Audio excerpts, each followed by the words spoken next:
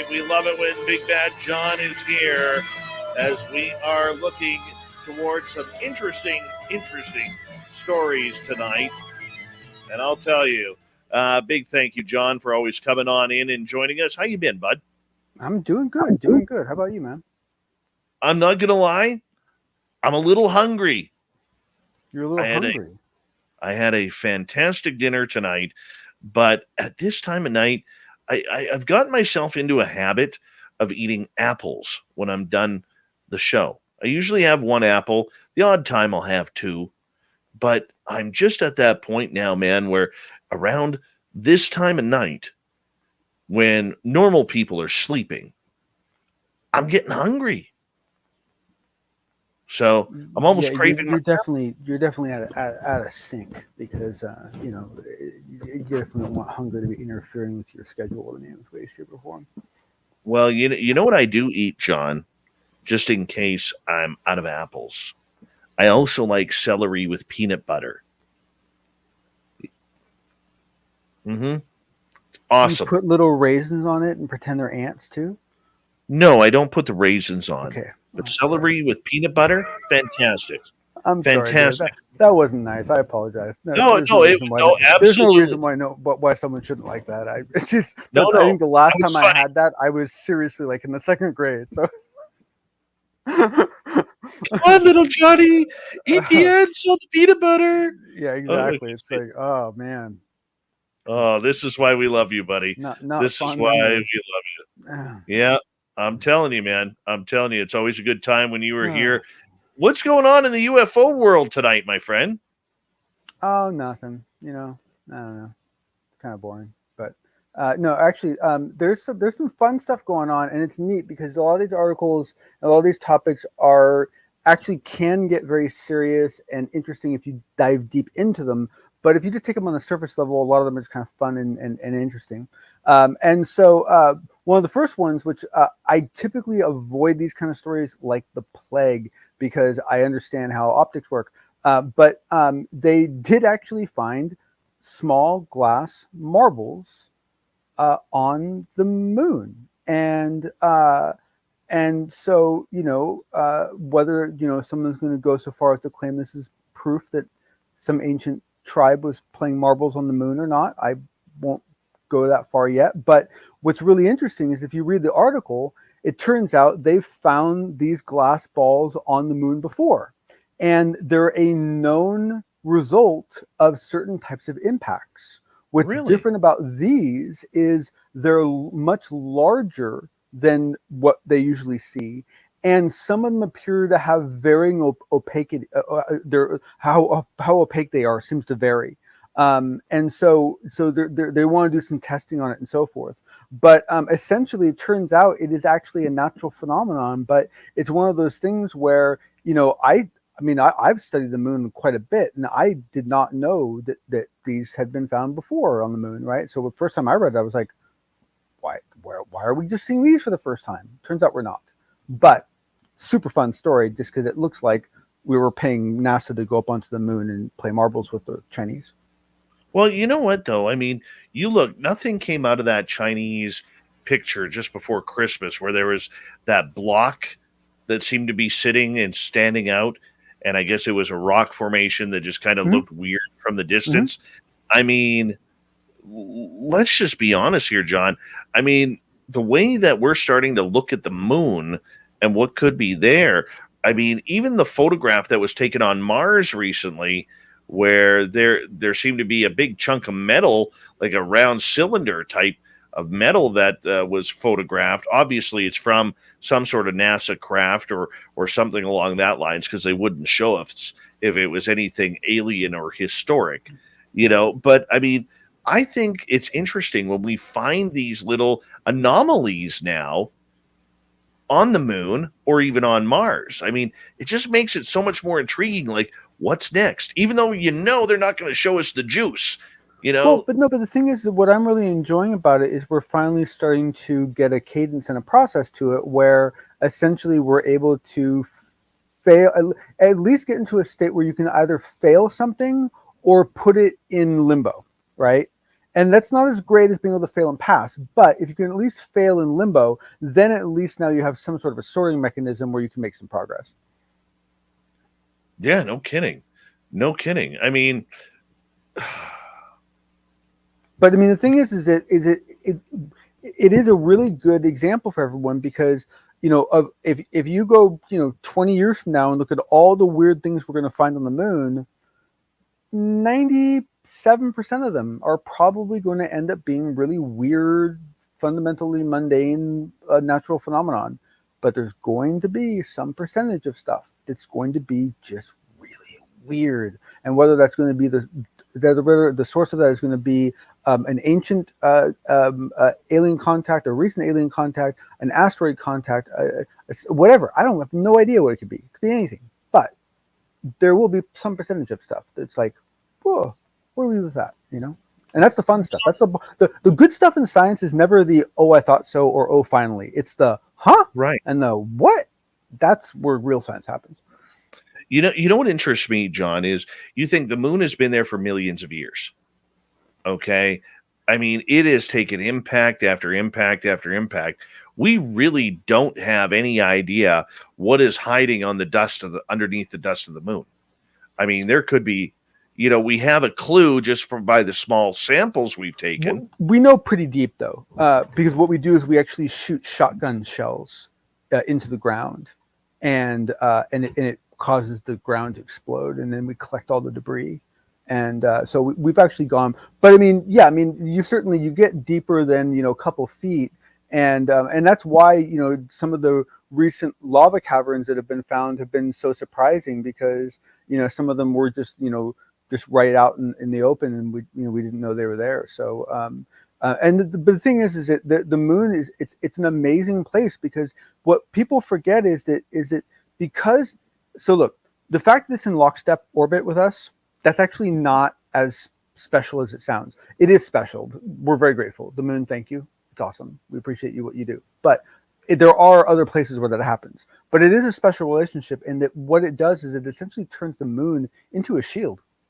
And that's what the moon is. It's a shield. And it's been a shield for a long time. And you want to wonder how good of a shield it's been? Take a look.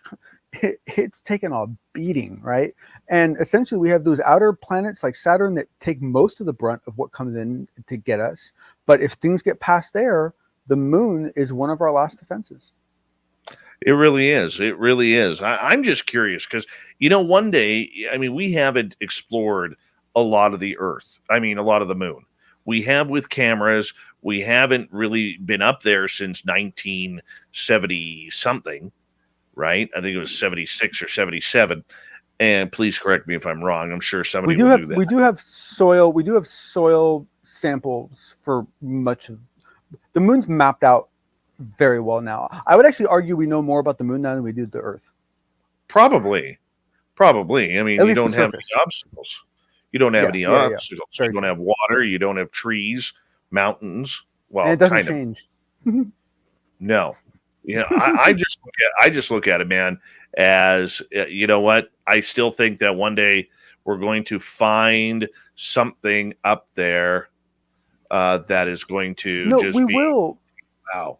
We will, because what the other thing that the moon is it's a time capsule, right? Yes. Because everything that hits it is a timestamp, and it's a timestamp for the source of the object, but it's not a relative timestamp to the surface. So you have this incredible ability to actually really honestly map with a true index. It's an amazing thing. Very true. Very true. John, let's move on to story number 2 here with you tonight. 2 documented cases of Wonder Woman's invisible jet landing at a United States Air Force base. You got to be kidding. Yeah. No, this is good stuff. I've always been a big fan of Wonder Woman, and I think that if they got her on the payroll, that's good for all of us.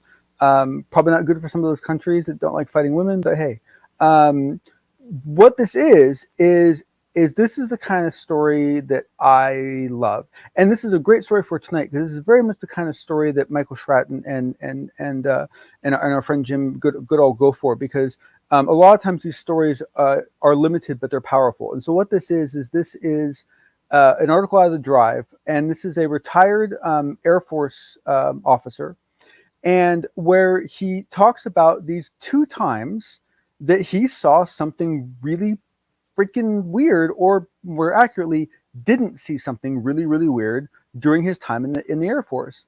And I encourage you to go read the article, but the quick synopsis of it is it happened to him twice. It happened to him once at Diego Garcia. If you guys know anything about Diego Garcia, you'll know what a interesting place it is and how unpleasant it is to be there.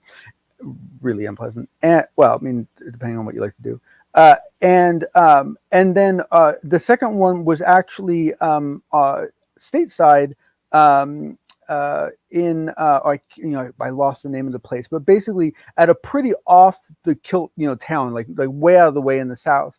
And essentially in both cases, what you had was you had an announcement going that they were to clear the runway, an announcement going out that they were to evacuate the runway and everyone was to stay indoors, an announcement that they should avoid the windows to protect the security of the project. Now, what I'm just describing, that's all normal, right? That's all stuff that they'll do anytime any kind of a top secret plane lands at a base where the majority of the base isn't, because most bases aren't, right? So this is very normal. But here's the problem. At the first case in Diego Garcia, they did this and they all waited. And they waited to hear the touchdown of high pressure brakes, wheels. They waited to hear the compression of brake discs. They waited to hear, they waited to hear some indication that the event had happened. Nothing for 30 minutes. No sound, no lights, nothing appeared to touch down. And after 30 minutes, all the lights came back on and everything went back to normal. And the same thing happened to him again many years later at this other base. Not exactly the same, but incredibly close. Now, you could argue that there was someone else coming on the base during that time that didn't fly, I suppose, but that's pretty hard to argue at Diego Garcia. And there's no conclusion from this. So this isn't like a satisfying, debunking story by any sorts, but this is the fun stuff, right? Because this is just honest. This is just straight. This is just what he saw, what he felt, what he heard. And, it's our job to take that and try to stitch it together with other stories and see if we can make some sense of it. But the story on itself is just, I don't know, to me, it's just a really cool story. A lot of times we see something like this happen, whether it's secret craft or whether it is something extraterrestrial, that the airmen, the airwomen, the crews, they all get pushed into buildings with the blinds down, the doors locked, that they can't see what is going on. Is that kind of what happened here? Yeah, exactly what was reported for the Phoenix Lights. That is standard operating procedure. Right? Because honestly, you're doing everyone a favor, right? Because if you are not cleared to see something and you see it, it's a hassle, big time. I mean, one, you might get in trouble, but if you don't get in trouble, it's going to be a lot of paperwork. Let me tell you, right? Okay. It's not going to, so they're doing you a favor by protecting you from seeing it by mistake. And right before the break, Jon was telling us this weird story about 2 times where this Wonder Woman-like aircraft, invisible aircraft, landed at United States Air Force bases. Now, Jon, do we know, in a roundabout way, were these our aircraft or someone else's? Oh, well, okay. I suppose you have to acknowledge the fact that there's a small probability that it could have been another group's craft that had been invited to land. However, that is that's really unlikely. It's far more likely that this was our craft. Now, it could also have been a reclaimed craft of some sort. In the case of the plane that was seen, down south, this was a facility that was, way off the beaten path. I mean, You know, I mean, he talks about the fact that, there would be like, a week-long stretch where like, nothing would happen. So they were fully aware of the fact that this base was completely out of the way. And, essentially, he never got any kind of answer out of it. Right. Sorry. It's the driest flight line is this other location. And he never got any answer from it. And the thing is that I don't know if you ever would, because the thing is that if you have technology that can allow a craft to land silently, you're likely to replicate that feature on other craft. And so even looking back, you might go, well, I know that these three craft were operating in that time period, and it could have been one of those, but I don't even know if you're ever going to know exactly what craft it was. I just can't imagine flying a glass aircraft, but obviously it's not going to be glass. It's got to be made out of something else. Well, no, what it is it's a plane that, because I mean the thing is that everything's, they pulled on all the blinds, right? So they're not used to seeing anything, but what they are used to seeing is lights, right? Something like a glint of something, a sense of movement, seeing something move. Sound really was the big deal, right? Sound was the big deal about this. Nothing. And the thing is that, time and time again, I mean, he was at that one base, that dry space for 10 years, and never saw anything like this again. I mean, this was a complete one-off. And in the case of that one, in the case of Diego Garcia, it seemed like it was more normal operating, and that makes some sense in that Diego Garcia gets some pretty, I mean, they get the B2, so they get whatever is needed. But essentially what they were told was that we were advised. It says we were advised that Navy was conducting sensitive operations out of a large red dilapidated hangar at the north end of the airfield. And I mean, they just get notified like it's standard operating business. But what they're used to hearing during that period of time is sound of any sort, right? And the thing is that you there's so many ways. I mean, you can just it is possible to record your own sound and play it back in an inverted way that it will cancel out to a degree. I mean, there's noise canceling technology, has gotten quite far, but and I know we do have that helicopter that can land without making a sound. So it's possible that's what it was. It's possible that what landed was some aspect of the copter that landed in Bin Laden's compound. Very true. Very true. We got time for one more story with you tonight, my friend, as we continue on with the Unbiased UFO Report with the fedora wearing Jon Hudson. Congress is done. What do you got going on here? So this was more of a just enjoying the posture of this article that was written by Christopher Sharp over at Liberation Times, basically talking about the fact that in laying out in some detail that he believes that Congress has reached the point of being done with the waffling, done with the lack of certainty, done with the lack of consistency. Basically is starting to really kind of turn on the screws from the point of view of trying to get information out of people. And he basically kind of lays that out in a nice, concise way. And I'll provide a link, everyone check it out. But the other big part that came out of this story was that it was an email that basically included Susan Go that basically confirmed that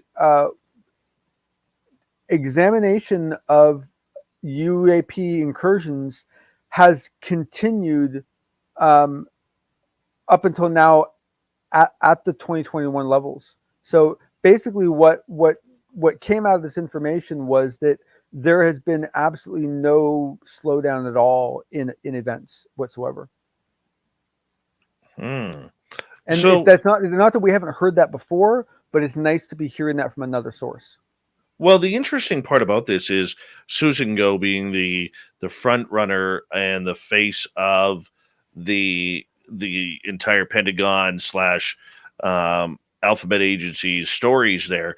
I mean, she has been so steadfast over the years that none of this was truly happening. Does this put a little bit of egg on her face, or I told you so, on her plate? Well, yeah, I'm guessing she got bonused based on people not believing in UFOs, and so I'm gonna guess her performance plan isn't all that shiny right now.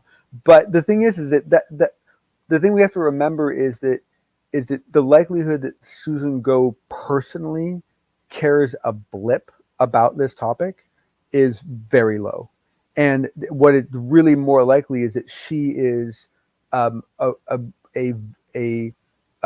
very aggressive performer at whatever task she's given. And unfortunately, someone has given her the task of trying to shut this up. And she's executed pretty well at it. I think she's not done well well. enough. Not well enough, but she's done pretty well. Yeah. And been rewarded for it. Yeah, that's well, I mean, obviously you need a strong press person in order to get Yes. through a Yes. lot And of that. we've seen what happens when you don't have one. So yes, you do. You need a very strong person, without a doubt. You- and you the thing go- is that on other topics, she does well. I'm sorry? On other topics, she does well. I mean, Yes, if you don't have a care about it, right? Then but I can just imagine, and I'm not defending her here, but I can just imagine the uncomfortability she would have regarding that, and but I mean, the denial, I mean, this goes back right to the Lou Elizondo conversation that we had yesterday. The denial of the fact that she was even denying that, it was almost like, Lou who? Who? I know.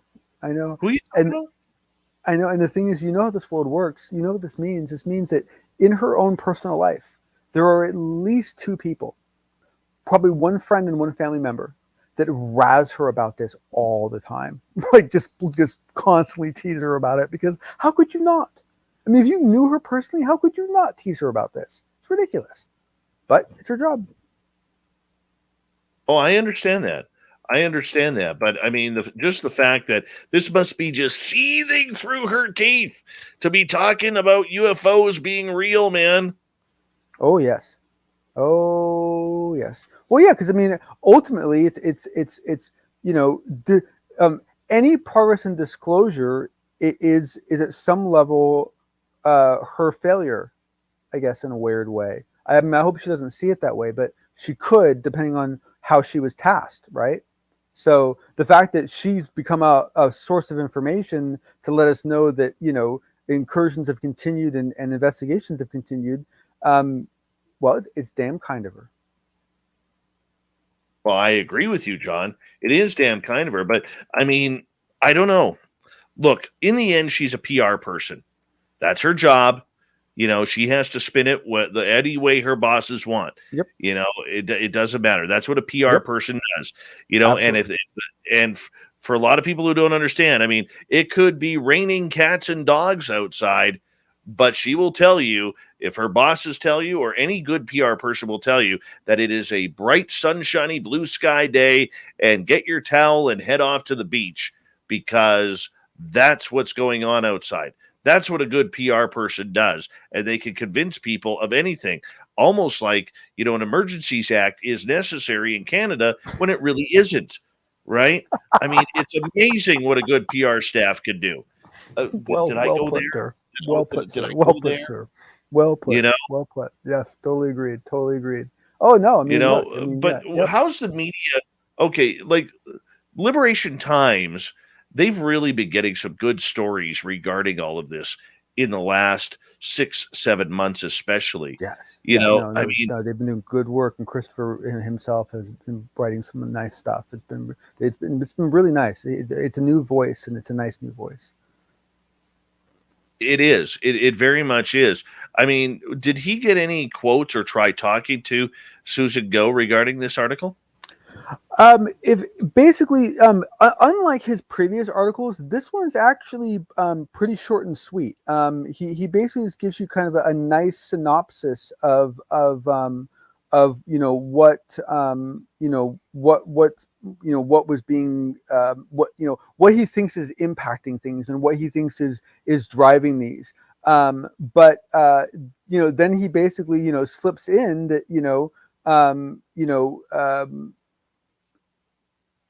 trying to think if I can find the actual quote where he talks about it. But the other nice thing is that in the Liberation Times article, there's a nice nod to our buddies over at the UFO Garage.